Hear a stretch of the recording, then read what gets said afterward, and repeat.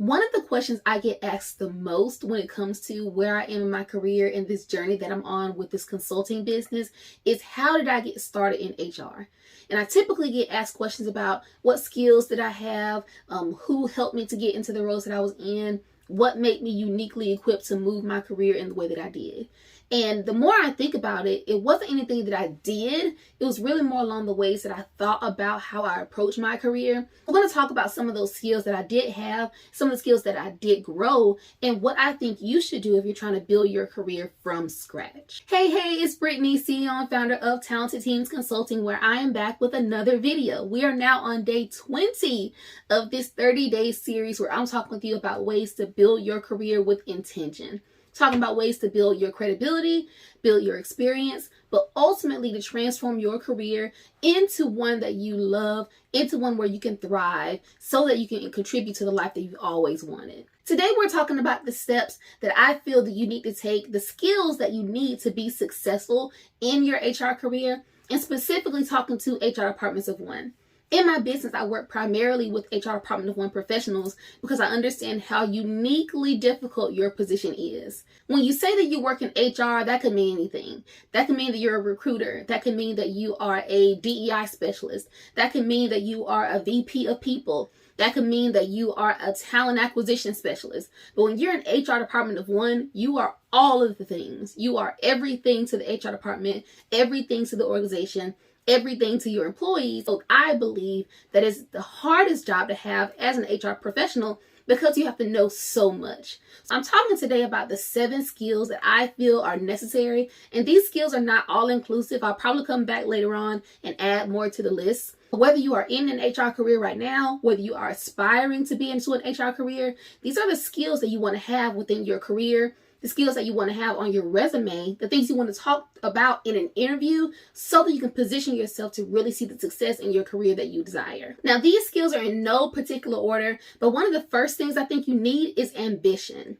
As an HR Department of One professional, you've really got to be ambitious and you really have to be one to take initiative and do things without being able to be told to do those things. You've got to know to seek out answers, to seek out solutions to problems that you might see and difficult challenges that your employees might face. Also, along those same lines, in terms of ambition, if you have a career that you want to grow, to be in a position where you're just doing the bare minimum is not going to cut it. You've got to be ambitious in the way that you approach your work so that you can already have a plan in place so that you know where your career is going to go. If you've got a particular title or a particular organization or a particular team size that you're trying to shoot for, you've got to be ambitious when it comes to striving for that because only you will know when you reach that goal. I talk about it often. As an HR Department of One, you likely have a supervisor who does not have an HR background. They can't really tell you the metrics that you should be watching or really gauge your effectiveness. You've got to be ambitious and understanding that to do the bare minimum will not cut it. You've got to be able to know more so that you can contribute to your organization in a meaningful way. If you're watching a video like this, I believe that you desire to do great things with your career. But to do that, you've got to be ambitious. And so the way that you approach that job is going to be different than it would be if you were content with being where you are. Now, there's nothing wrong with being content with where you are, but if you're looking to grow your career, you can't have it both ways. You've got to either be really ambitious or be content with where you are. You've got to make that call to decide if you want to grow your career or if you don't, but be satisfied with that choice and know that you really can't flip-flop. Another skill that you need to have is resourcefulness. As an HR Department of One, again, you are all things to everyone in your organization. But you are also not a robot. And you're also not this magical creature that's going to know and do everything. You've got to have resources at your disposal. Whether that is systems that you use, tools that you use, podcasts that you listen to, organizations and associations that you're a part of, mentors that you seek out. Whatever your resources are, you need to make sure that you have them at your fingertips, at your disposal, so that you're not put into the position where you have to know everything about everything. That was one of the biggest things that I realized that really started to take my career to the next level when I freed myself from feeling like I had to know everything about everything. And early in my career, it could have benefited me so well if I didn't try to do that. I literally tried to be Superwoman. And it's funny now because my team, they call me Superwoman just because they know what I've done into my career. And so they joke and call me Superwoman on my birthday, on Boss's Day, and things of that nature. But you don't have to be Superwoman to be successful. You just have to know where your tools are, where your resources are, and know when to pull them. A third skill that I think you need to be successful as an HR department of one, and this one might be a little difficult to be able to compile and put into a resume, but it's still necessary nonetheless, is to be compassionate.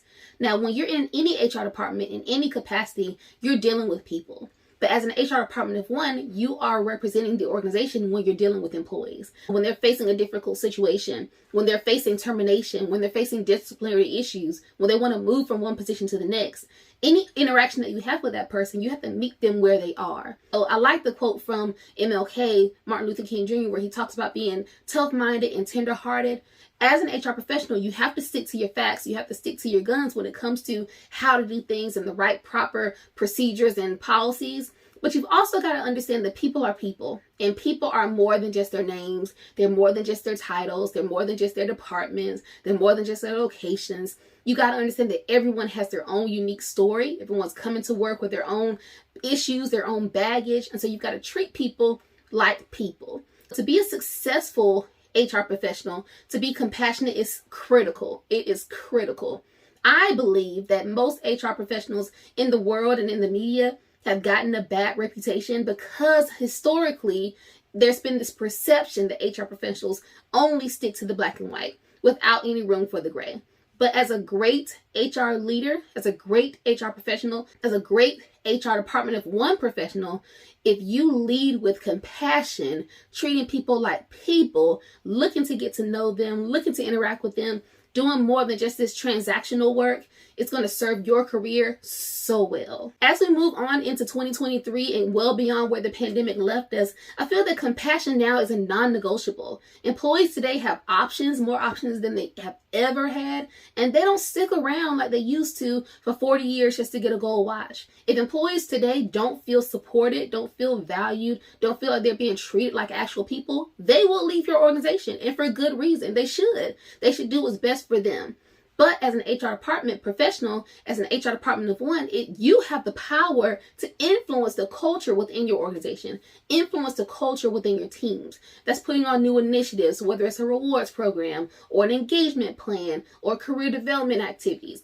But all of those things take a lot of thought and a lot of processing, a lot of work with different stakeholders. So those things don't happen overnight. But leading with compassion is something you do every day with every interaction. The next skill I think you need goes back to the very first skill where we're talking about ambition, but this one is more self-motivation.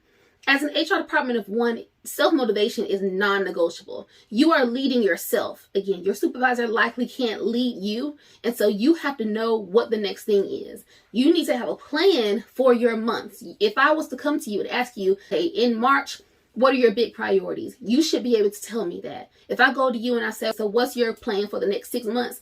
You should be able to tell me that. And you shouldn't have to wait on someone to work through this plan for you. And no one's going to come behind you and say, hey, did you do this? Did you do this? Did you do this? As an HR department of one, you've got to be self-motivated. If you're looking for a new opportunity and you're going to be an HR department of one, show the ways in which you've been self-motivated, the projects that you've taken the lead on, the ways that you've been able to show your impact of change without it being directed by anybody else. Self-motivation is essential. Self-motivation is a non-negotiable. A lot of things on this list to me are non-negotiable. And I just feel like as an HR department of one, the more we approach our careers with intention, the more success you'll be able to have and the greater impact you'll be able to have on your team. A lot of the things that I'm talking about today, and you're listening to me, and hopefully you'll take your notes as well, a lot of things we're talking about are going to take work to implement. You don't become ambitious overnight. You don't become a self-motivated leader overnight. You don't have a 12-month plan overnight. These are things that you work toward. And so if you're looking for a mentor to help you to work through these things, I would love to work with you. I've dropped some resources in the comments below. Click the link to learn more about them. Book a discovery call with me if I can serve you at a higher level. But again, I work with HR department professionals, HR departments of one, because I know it's difficult to balance all the things and to put out all the fires that come at you every day while also trying to move the needle forward by pushing new initiatives. It's difficult. It can be done, But it's really, really difficult. Having someone in your corner who's been there, who's done that, who can give you perspective, who can give you ideas, who can really shed some light on what you're doing really, really well in areas that you might want to get a little bit better on. I feel like everyone could benefit from that if they really want to progress in their careers. If you're interested in working with me, if I could serve you at a higher level, do not hesitate to reach out to me. I would love to work with you. The next skill I believe that you need is a sense of urgency. You could be as smart as a whip, you could have all the charisma in the world, but if things come to you and they slide across your desk and you sit on it and you don't respond to it in an appropriate way, you're going to lose all of your credibility. Because a lot of things in HR is time specific. Whether it's payroll processing, you've got to get that done. Whether it's weekly, bi-weekly, monthly, whatever it is. You can't sit on things like that. Whether it's benefits enrollment, you've got to get that done. You've got to have a process in place to make sure that things don't slip through the cracks. When everything's come to you, you've got to be sure that you are addressing them appropriately. If there's an employee that has an attendance issue, you can't let that attendance issue just ride out. You've got to figure out ways to address it at the start, but have a plan, a process, so that you can respond to those kind of things with a sense of urgency. But how do you decide what's urgent and what's not when everything feels like a big fire? You've got to be really, really intentional about knowing how your days are going to go and understanding the priorities that different stakeholders have, that you have, and understanding what's most critical. Having a sense of urgency is going to serve your career so well as you learn to be able to navigate your own priorities with your team's priorities, meaning your employee priorities versus your senior leaders' priorities. It's going to really help you to learn how to balance. You don't learn how to do these things overnight. It comes with experience. It comes with guidance. And again, if I can help you with that, I would love to. But working with a sense of urgency is something that you can start doing as early as tomorrow. And that could be as simple as making a list. And even if you don't get that list done, making yourself accountable, holding yourself accountable to make sure that you give yourself a deadline for when these things get done. Again, you've got to be self-motivated. You've got to be ambitious. You've got to be intentional as you build your career if you're looking for growth. If you're not looking to grow your career, just do the bare minimum, skate by. No one's going to know anything differently. But if you're really trying to grow your career to that next level, these are the things that you must do to set yourself apart. And the last thing that I think you need to do on this list, again, I might come back to it later and add more, but you've got to have big picture thinking.